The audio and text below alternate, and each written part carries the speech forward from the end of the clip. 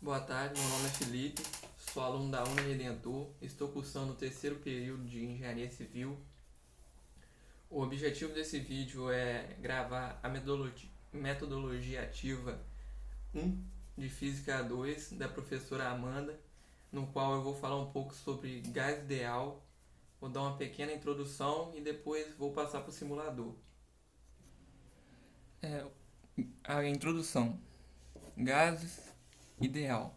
Eles são praticamente três coisas, né? Partículas pundiformes, ou seja, mantém a mesma forma ou aparência de um ponto. Ocorre colisões elásticas. As partículas só perdem energia ao se chocar com elas mesmas ou com o recipiente e não tem atração nem repulsão. Elas não tem nada uma pela outra. Equação ideal dos gases é PV igual a nRT. Provavelmente você já ouviu alguma coisa não muito legal sobre isso, porém ajuda a memorizar. P é de pressão, que pode ser em atm ou milímetros de mercúrio.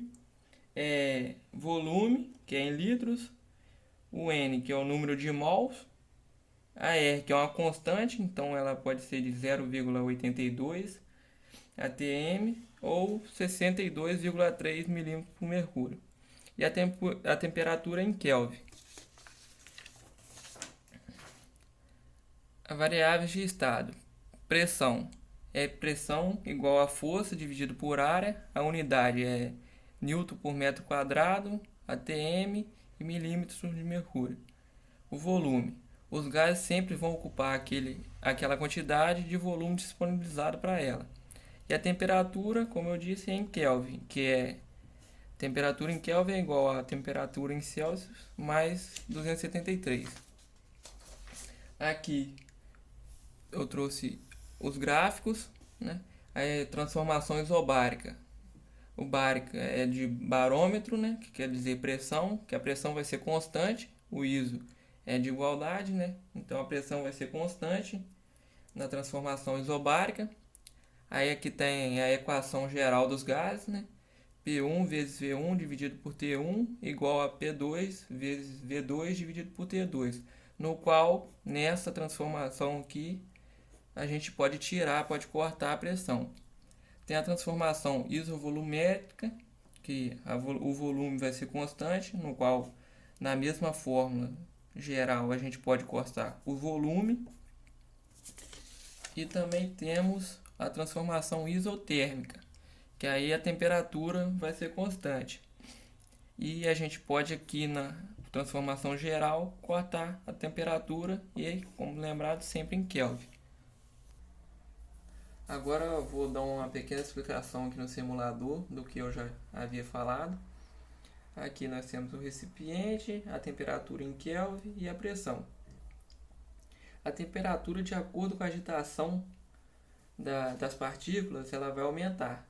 E a pressão, de acordo com a colisão de uma partícula com a outra ou com o recipiente, ela também vai subir. Então, por exemplo, aqui nesse recipiente, se a gente joga algumas partículas nela, o número de partículas, assim que ela encosta, dá para ver que a pressão começa a subir e a temperatura também por causa da agitação delas.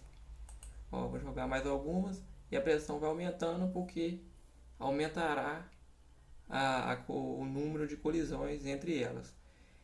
Jogar uma partícula mais leve, elas vão ser mais agitadas, então vai aumentar mais ainda a pressão, porque vai aumentar o contato entre elas.